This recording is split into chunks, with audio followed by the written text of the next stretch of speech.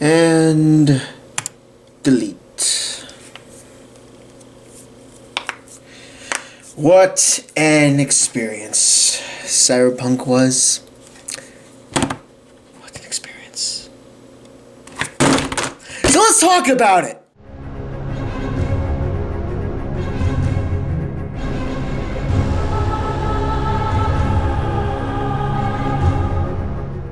At last, I have finally completed my playthrough of Cyberpunk 2077. This was not a game. Normally, when I get a new game, I don't play anything else, and I just go right on through, even if I'm 100% completing it or close enough to like 90% completing. I just pick this game up and that's it. But as we all know by now, with this game, that was an impossibility. No way in hell was a lot of people, unless people who were reviewing it or doing it for their live streams, was anyone casual player or just gamer in general gonna just one-shot this game before touching anything else. Hell, I was even playing the fucking Final Fantasy VII Remake, and those who know me know I hate what they did to the remake because it's more of a reimagining, but that's for a conversation another time. I'm not gonna go too much into detail about the game itself. My gameplay experience was the glitches and bugs were annoying, and after Act 2, even when starting a new game, somehow the game just fried itself, where the textures no longer work, lips no longer move in the mouths. Those would happen every now and then, but they would instantly go right back to working. At one point in the game, for me, it just stopped working. It just stopped working. Maybe I would pause it and pop in, but so even playing a new game doesn't matter. It's broken now. So I uninstall this fucking thing like the clip at the beginning pretty much suggested. But I was able to deal with those things because the gameplay itself was solid. I enjoyed it. People complained that it wasn't as RPG element as they hoped. For people like me who go in guns blazing, who like using quote unquote magic with this like the hacking and shit, it was for me. It was perfect. I had a lot of fun except for the cars. The cars I had to use mods to do better car handling because holy shit, I don't know what Cyberpunk. I don't know Product CD Red did fuck that up. I guess they were just so used to horses. So, what I'm really here to talk about today is the endings that I got. Now, I did not go through Johnny's story because, well, this thing's supposed to be an RPG thing? Okay, well, here's my RPG experience. Fuck Johnny Silverhand. He's a tumor in my head. I want him out. The last thing I'm going to do, especially after trusting him the first time, is give him more access to my thing for his personal life to help with his grannies and grand dudes that you could romance, apparently, and help him out. No, I was like, no, dude, you fucked up when I thought I could trust you, and why should I do any more of your quests? So I focus entirely on V's story, and by doing so, you are limited to obviously certain ending choices. I went with apparently what is considered to be the quote-unquote bad ending, and it's also the ending you get when you pretty much just follow the story as you go along. Because the other endings you get for doing side quests and working with people. I only got 3 options. Obviously, one of them was the suicide option. Didn't take that one, clearly. Or, the story one where you call Hanako, or Pan Am, since I romanced Pan Am, to have the nomads help me raid the tower.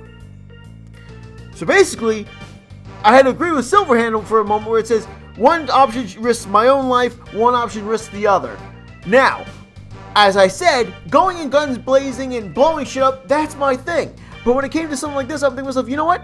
This is V's, hence I's personal problem. This is the shit I got into. Why the fuck should I risk anyone else's life for something that's my problem? And I know how it is. Well, when you're friends or family people, they will be there for you. And not the cliche, but the fact is, if you risk your life that much and they find out, they'll be upset with you. Well, guess what? That's what I'll deal with that, because in the end, if they also love you, if they're your friends, they'll also realize they could like be angry with you, but at least you're alive and blah blah blah. Oh, hi cat, I'm talking so much, so my cat's bugging me. So I went with the quote-unquote bad ending, the devil/moon ending, because of the tarot card glitch. Apparently, I'll get into that. Where you call Hanako and you work with her to go to help her take over and replace her brother as the owner of the company. They keep their word. You get the chip out, and it turns out, no matter which ending you choose, your body's so fucked up that it's got 6 months to live. And you further, have another choice for, if you chose that ending where you could either accept, putting your fucking soul / personality in an engram and until, I guess, one day they find a body for you, or B, just accept the fact that you're gonna die and go back to Earth.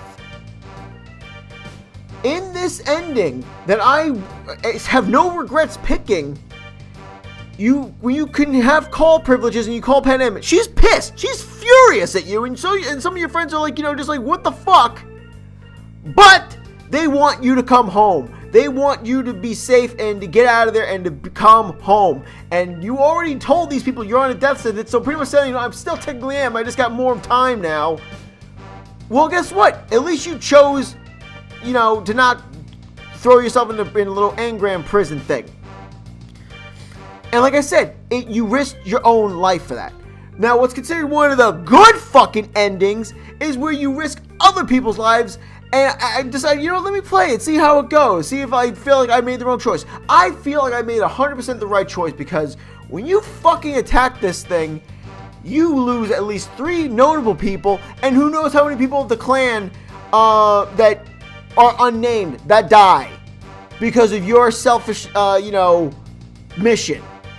It's not their mission, they're just roped in because you helped them out once, and you risk their lives, and lives get killed. And that's considered one of the good endings. For all I know, the rogue ones where you help Silver handle that, those are probably the better endings. But that's literally has me so a little bit not big.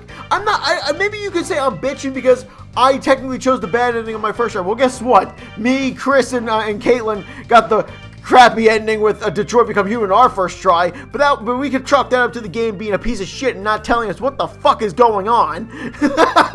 All the magical shit coming out of nowhere. This one is cut and dry. You risk your own life or you risk other people's lives. By risking my own life, no one, personally to your character, got killed, and they can be pissed at you all you want, but the fact is, you're alive, they're alive, you can go back to Earth and spend your last months with them. The other one, you're killing people for your own selfish mission. But that's considered one of the good endings. Because people point out, and it's like the little nightmare trip you get in the one I got with the whole moon / devil. I say that because the tarot card reading showed the moon with that freaky pale face with the 4 eyes. But other versions show that's the tarot card for devil. So clearly either the game glitched or whatever. Either way, that nightmare scene showed that, and they're supposed to say, that symbol that you chose the bad one. Arasaka is getting stronger, blah, blah, blah. Who the fuck cares? The company's evil. It's always going to be evil, no matter, apparently in, the other ending, with the Pan Am ending, you cripple them, sure, but they're not gone. They're not destroyed. And they face controversy and all that shit with that. So, what the fuck? You go into in this game thinking about yourself, you pretty much exit the game thinking about yourself. That's pretty much how I saw it with V. Sure, you make friends along the way, but if you want them to live, don't get them involved. Because pretty much every time you got people involved in this game, they die. Oh, but they want to help you, or at least you're not making Osaka stronger. Fuck the right off with that. So I just wanted to rant about that because I have no regrets, and I'm happy my original choice led it to where you risk your own life, and even with your death sentence, your friends still want you to come back and talk to you and hang out with you and love you and all that shit. I've seen how in other endings they leave your ass because you kept what was happening to you a secret. Oh yeah, what a great ending. So that's my rant. Hope you enjoyed it. Hope you have a fun experience with it. And if you watch this, even though it's a spoiler thing, and you well, I don't know what to say. So I'm done with Cyberpunk. When they fix it, who knows? Maybe I'll touch it again. Depends if there's any DLC. All I know is I made this my attempt to try the game. I had fun with the gameplay, but these endings where people majority of the fan base try to say which is bad, which is good, go fuck yourself. There is no good ending. There's no perfect ending. There's only choices, like Mass Effect. Simple as that.